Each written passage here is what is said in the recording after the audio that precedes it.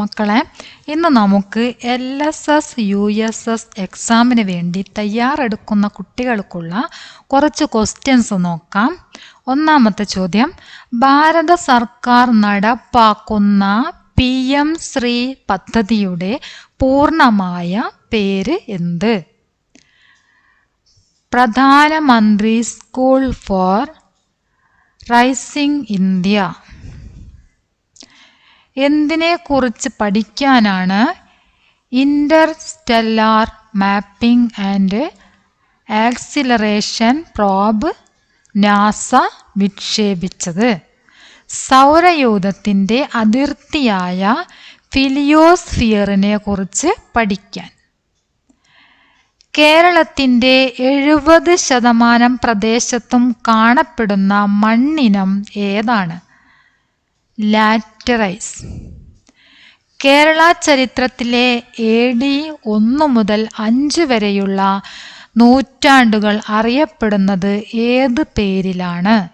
സംഘകാലം. റാണി ദുർഗാവതി കടുവ സംരക്ഷണ കേന്ദ്രം ഏത് സംസ്ഥാനത്താണ്? മധ്യപ്രദേശ്. ബലി എന്ന ചെറുകഥ എഴുതിയ പ്രശസ്ത മലയാള കവി ആരാണ്? ONV കുറുപ്പ്. ബ്രഹ്മസമാജം പ്രവർത്തകനായ ഡോക്ടർ അയ്യത്താൻ ഗോപാലനെ കേരളത്തിൻ്റെ രാജാറാം മോഹൻ റായ് എന്ന് വിളിച്ചത് ആര്? രവീന്ദ്രനാഥ് ടാഗോർ. കേരളത്തിൽ ഏറ്റവും കൂടുതൽ നഗരസഭകളുള്ള ജില്ല ഏത്?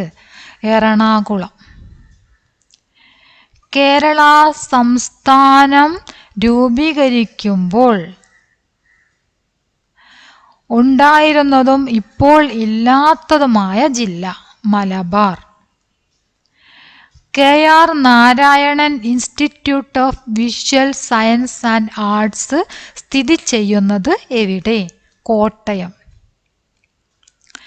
ലോകകപ്പ് ഫുട്ബോൾ മത്സരങ്ങളിൽ പങ്കെടുത്ത ഏറ്റവും കുറവ് ജനസംഖ്യയുള്ള രാജ്യമേത്? ഐസ്ലാൻഡ്. 12ാമത്തെ ചോദ്യം നോക്കാം.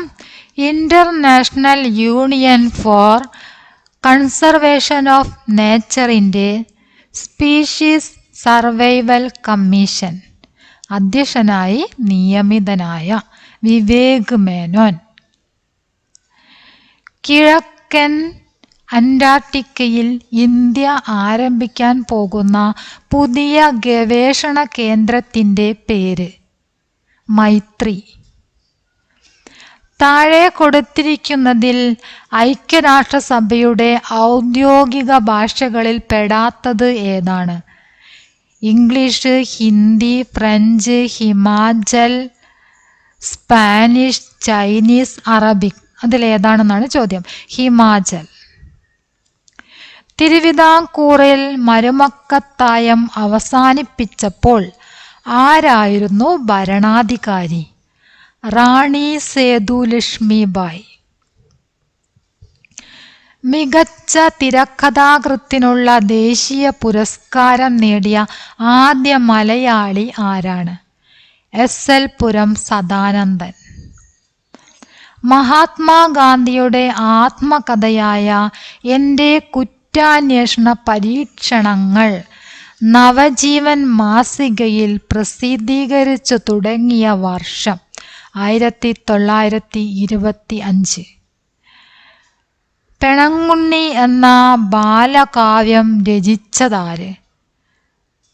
കൂരിപ്പുഴ ശ്രീകുമാർ.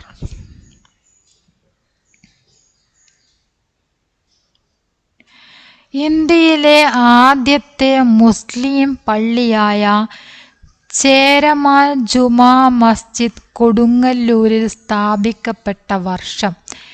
AD 629. കേരളത്തിലെ ഹോളണ്ട് എന്ന് വിശേഷിപ്പിക്കപ്പെടുന്ന പ്രദേശം? കുട്ടനാട്. അത്രയാണ് നമ്മൾ ഇന്ന് നോക്കുന്ന ക്വസ്റ്റ്യൻ. ഇത്രയും ക്വസ്റ്റ്യൻ നന്നായിട്ട് വായിച്ച് പഠിക്കുക. ഓക്കെ.